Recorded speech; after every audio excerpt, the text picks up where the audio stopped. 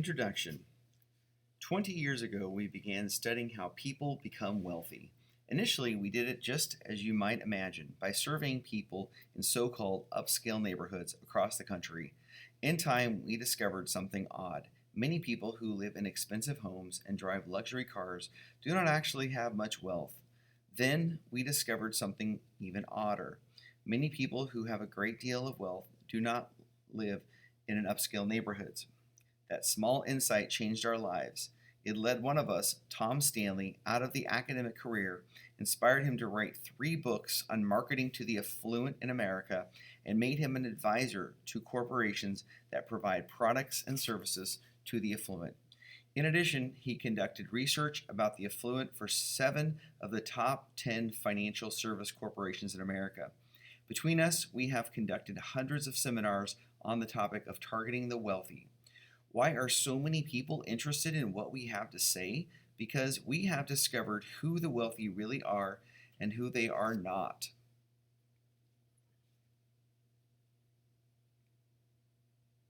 Sorry, hold on one second. And most important, we have determined how ordinary people have become wealthy.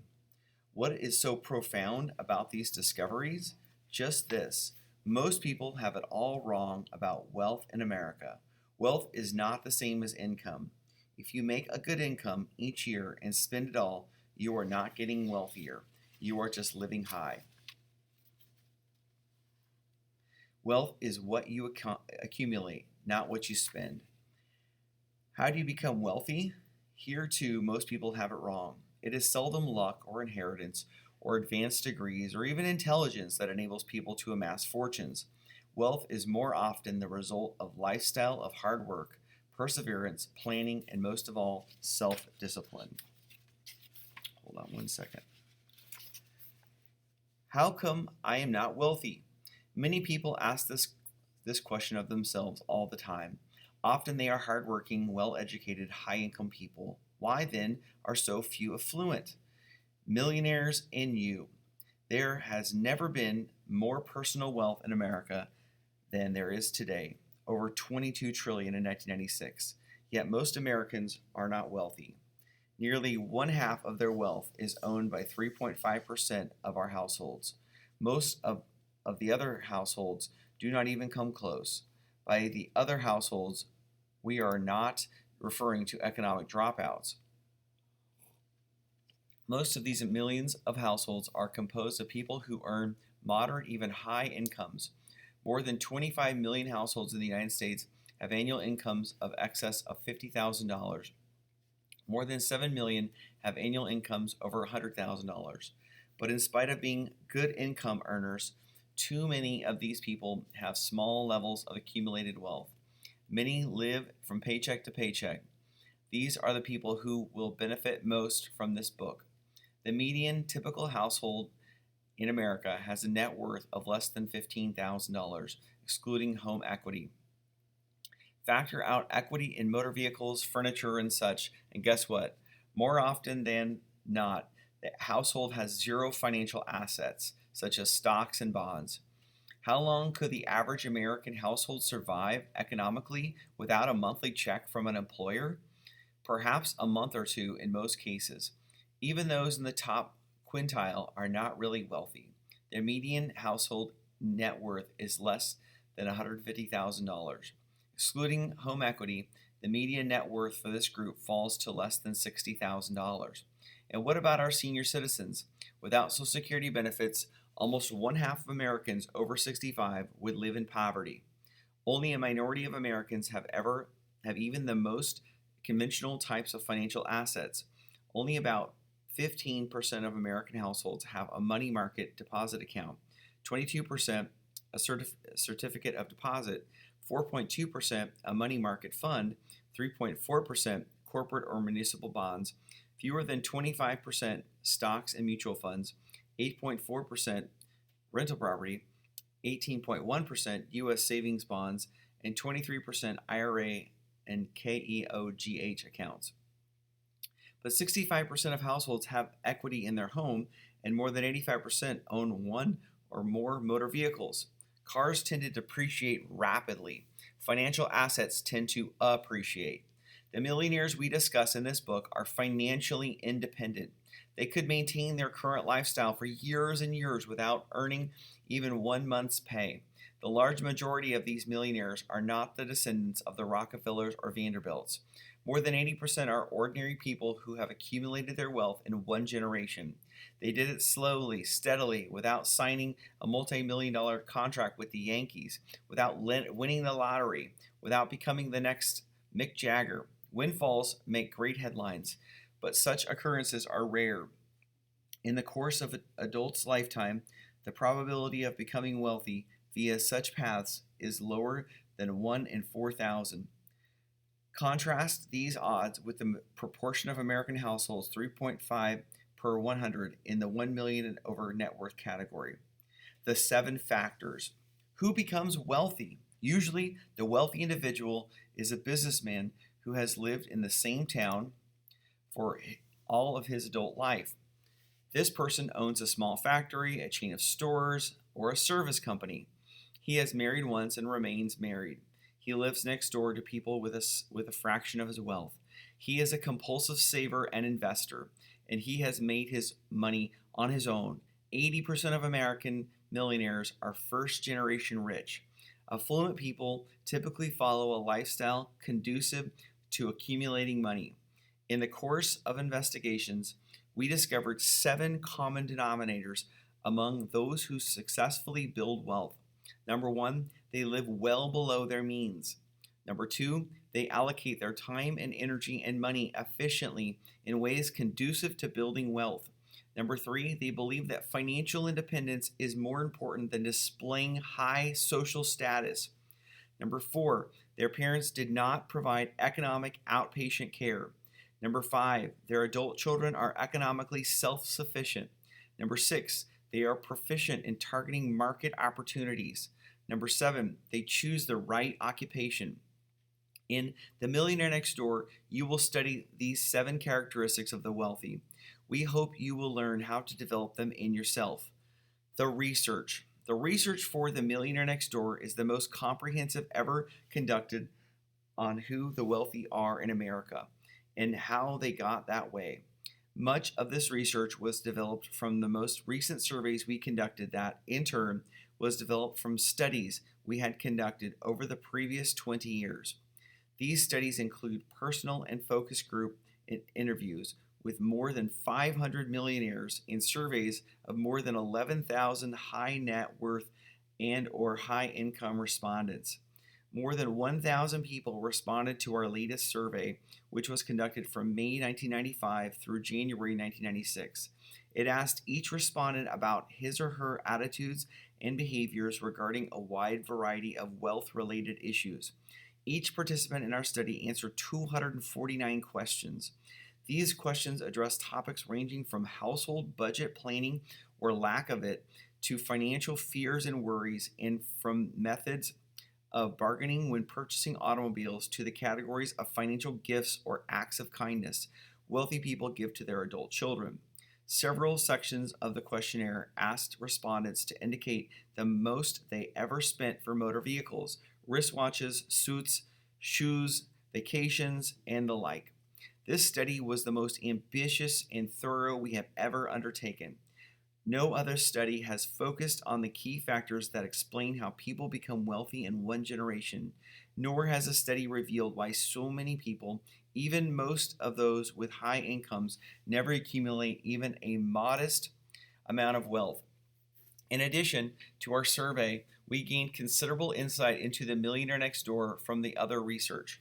We spent hundreds of hours conducting and analyzing in-depth interviews with self-made millionaires. We also interviewed many of their advisors, such as CPAs and other professional experts. These experts were very helpful in our exploration of the issues underlying the accumulation of wealth. What have we discovered in all of our research? Mainly that building wealth takes discipline, sacrifice, and hard work. Do you really want to become financially independent? Are you and your family willing to reorient your lifestyle to achieve this goal? Many will likely conclude they are not. If you are willing to make the necessary trade-offs, of your time, energy, and consumption habits. However, you can begin building wealth and achieving financial independence. The Millionaire Next Door will start you on this journey. The Millionaire Next Door. These people cannot be millionaires. They don't look like millionaires. They don't dress like millionaires. They don't eat like millionaires. They don't act like millionaires. They don't even have millionaire names. Where are the millionaires who look like millionaires? The person who said this was a vice president of a trust department. He made comments following a focus group interview and dinner that we hosted for 10 first-generation millionaires. His view of millionaires is shared by most people who are not wealthy. They think millionaires own expensive clothes, watches, and other status artifacts. We have found this is not the case. As a matter of fact, our trust officer friend spends significantly more for his suits than the typical American millionaire. He also wears a $5,000 watch. We know from our survey that the majority of millionaires never spent even 1/10 of $5,000 for a watch. Our friend also drives a current model imported luxury car.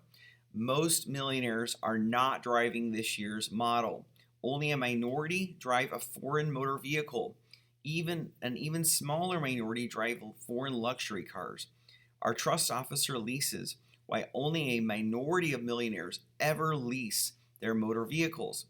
But ask the typical American adult this question: who looks more like a millionaire? Would it be our friend, the trust officer, or one of the people who participated in our interview? We would wager that most people, by a wide margin, would pick the trust officer. But looks can be deceiving. This concept is perhaps best expressed by those wise and wealthy Texans who refer to our trust officers type as big hat, no cattle. We first heard this expression from a 35-year-old Texan. He owned a very successful business that rebuilt large diesel engines, but he drove a 10-year-old car and wore jeans and a buckskin shirt. He lived in a modest house in a lower middle class area.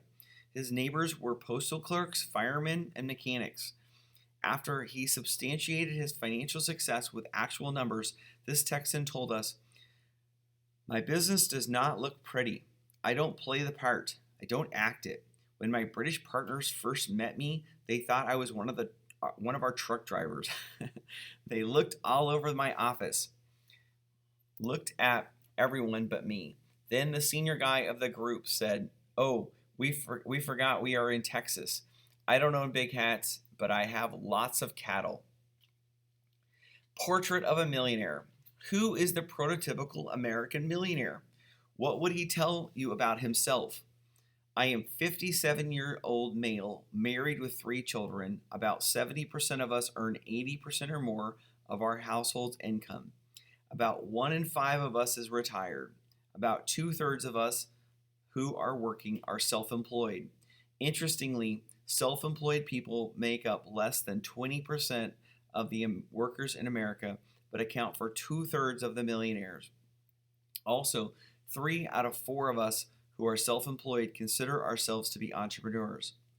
Most of the others are self-employed professionals such as doctors and accountants. Many of the types of businesses we are in could be classified as dull normal. We are welding contractors, auctioneers, rice farmers, owners of mobile home parks, pest controllers, coin and stamp dealers, and paving contractors. About half of our wives do not work outside the home. The number one occupation for those wives who do work is teacher. Our household's total annual realized income is $131,000, while our average income is $247,000.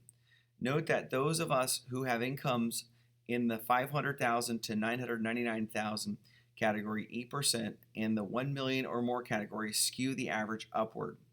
We have an average household net worth of $3.7 million. Of course, some of our cohorts have accumulated much more.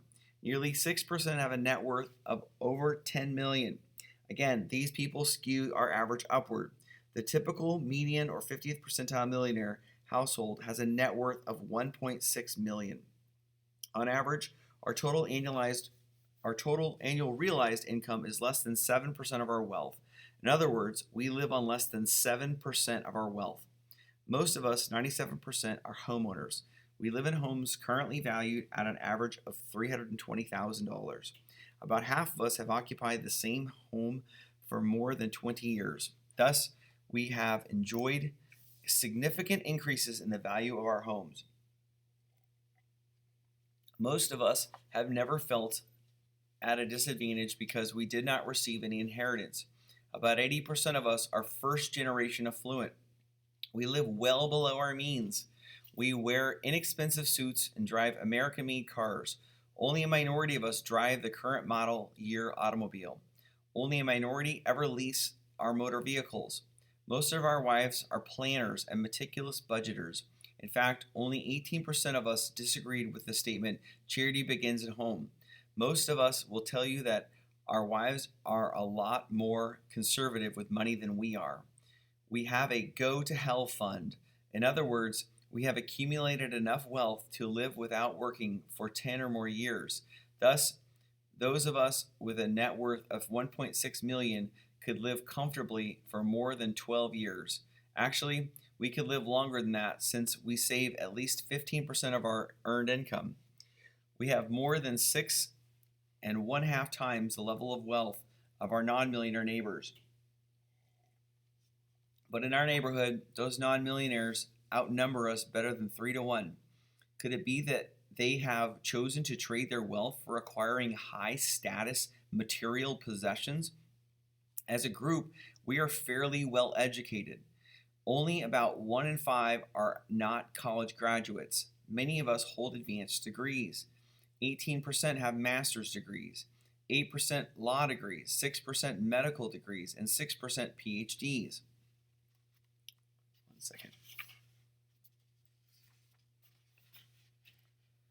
Only 17% of us or our spouses ever attended a private elementary or private high school, but 55% of our children are currently attending or have attended private schools.